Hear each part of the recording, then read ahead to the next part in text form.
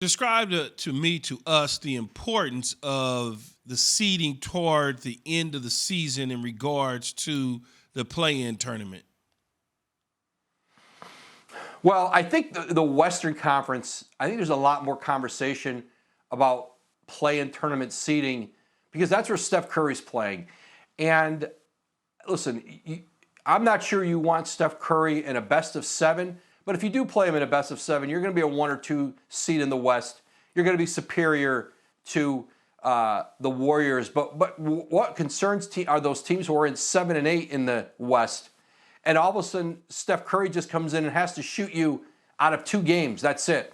And you've seen in the way he's played, especially on this run over the last couple of weeks, it's going to feel a little bit like an NCAA tournament atmosphere. They went through that in the bubble last year, having this play-in tournament. Players have a sense of it, organizations do. And I think the focus in the West is really more on really the damage Curry could do in that short scenario in knocking a 7 or an 8 seed out of the postseason. I'm not sure that the Warriors are going. We'll see if the Warriors can move up in the standings, but right now they look like a team destined for that play-in. Woj, last week Mark Cuban had some criticisms about the play-in tournament overall. Can you tell us how the players have received the play-in tournament the last couple of years?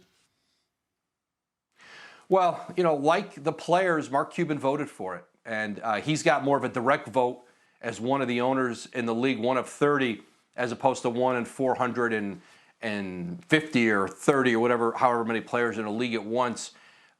This has been a conversation that's gone on for a few years about this play-in.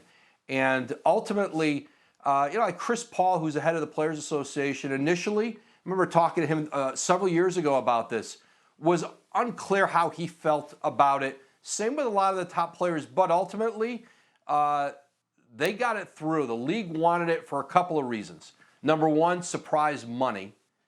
They saw a format that they could sell with television that they could deliver a lot of revenue on over time.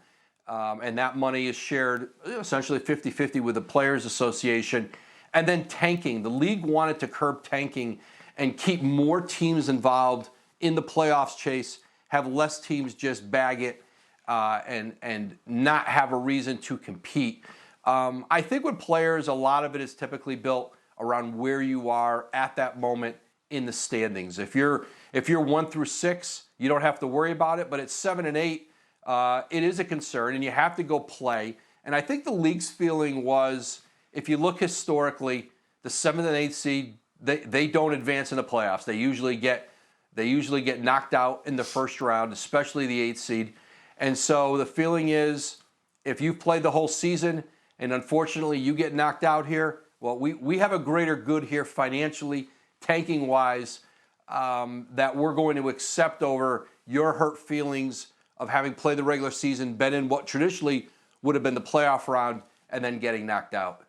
Indeed. Traditionally, right now, if the schedule was 82 and we were living in a normal world, this would be the first weekend of the NBA playoffs. Instead, we're just under a month away from the play-in tournament, 7, 8, 9, 10, the winners to get seeds 7 and 8.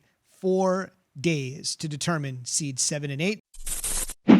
Thanks for watching ESPN on YouTube. For live streaming sports and premium content, subscribe to ESPN Plus right now.